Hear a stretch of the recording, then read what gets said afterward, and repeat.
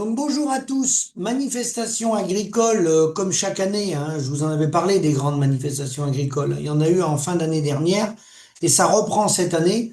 Donc moi sur mon département, nos groupes de manifestants, on va sur Angers depuis l'année dernière, fin de l'année dernière, principalement autour de la préfecture, pas comme, mais principalement là. Ça peut être sur des ronds-points, mais des barrages, mais principalement là. Moi, pour ce qui me concerne, les groupes que j'ai vus, que j'ai rencontrés. Et donc là, les manifestations sont dans toute la France. Moi, on en reparlera après à la fin des manifestations, parce qu'à chaque coup, les agriculteurs descendent dans la rue, ils sont exaspérés et ils ont raison. Hein. Alors, j'ai vu des belles choses dans des départements. Certes, les manifestations, les gens sont en colère parce qu'il y a cette catastrophe de maladie de dermatose qui est arrivée en France, plus des restes de d'autres maladies qui sont pas totalement éradiquées, qu'on n'arrive pas totalement à éradiquer, comme la tuberculose. Il y a des gros dégâts à côté de chez moi en Vendée sur la grippe aviaire, hein, voilà. Donc il y a toutes ces maladies qui existaient par le passé, mais il y a des rebonds par moment et des nouvelles maladies qui arrivent. Enfin, la dermatose, elle est très connue, mais elle était moins connue en Europe et nous, on n'était pas habitués en France. Alors, manifestations parfois violentes d'agriculteurs. Pourquoi? Parce que le gouvernement s'est buté sur le choix de l'abattage total. Et je pense qu'à une très large majorité des agriculteurs sont pour l'abattage sélectif, quand vraiment les animaux ont un problème, mais c'est l'abattage total qui a exaspéré les gens, donc qui donne un élan de colère. Ça, c'est ce qu'on voit dans les manifestations, revendications. On voit le Mercosur qui est pas en place, mais comme vous le savez, c'est un traité de libre-échange de plus qui, bien sûr, sera signé. De toute façon, ça, voilà.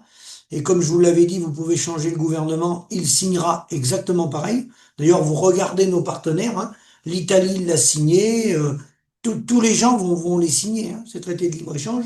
Voilà. Et je rentrerai dans les détails à la fin des manifestations, pourquoi on en est là et pourquoi ça s'améliorera pas tant qu'on changera pas le système et le modèle.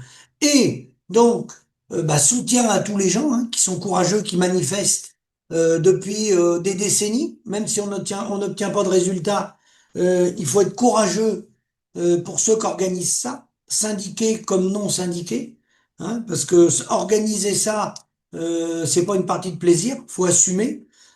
Et puis après, je vous parlerai. Il y a plein de manifestations que vous voyez à la télé, il y a toutes celles que vous voyez pas. Il y a toutes celles que vous voyez à la télé sur les réseaux, devant les préfectures, avec les tracteurs, etc., etc. Et après, il y a un tas de manifestations qui sont en route depuis des années, d'autres types de manifestations, organisées par des agriculteurs, mais aussi organisées par des élus et des concitoyens. Et je vous parlerai plus particulièrement de ces manifestations-là, en plus de celles que vous voyez actuellement sous vos yeux. Et à son tout est complémentaire. Faut pas opposer surtout les uns contre les autres. Tout le monde avance à son rythme et voit un peu où sont les enjeux majeurs. Hein. Et ce qui me fait plaisir, c'est de voir dans des départements dermatose, Mercosur, bien sûr, c'est le sujet du moment, mais sur la banderole, il y a écrit revenu.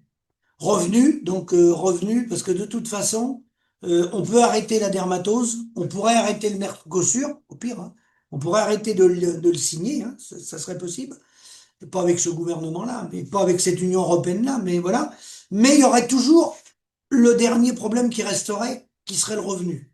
Même si on enlève la dermatose il restera toujours le problème central, qui est le revenu, qui est là depuis des décennies, puisqu'on descend dans la rue depuis des décennies à ce sujet-là. Et j'ai vu ces trois mots-là sur le même drapeau, avec des rassemblements tout confondu, non syndiqués, Confédération paysanne et coordination rurale.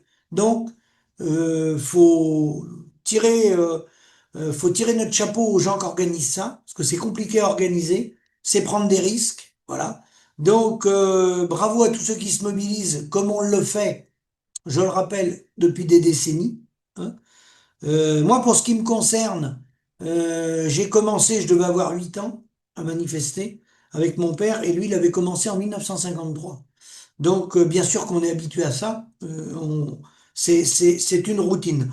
Et justement, quand je ferai le bilan à la fin des manifestations, avec les événements qu'il y a eu, les résultats qu'il y a eu, la réaction du gouvernement, la réaction des citoyens et les autres manifestations, parce qu'il y a des manifestations silencieuses, dans le silence, qui se font sans médias et personne n'en parle. Alors, moi, je parlerai de toutes les manifestations, celles qui ont été organisées par les syndicats et ceux qui sont organisés par les consommateurs et les maires de communes qui me disent pourquoi on parle jamais de notre manifestation à nous qui est en marche. Eh bien là, je déciderai de vous en parler.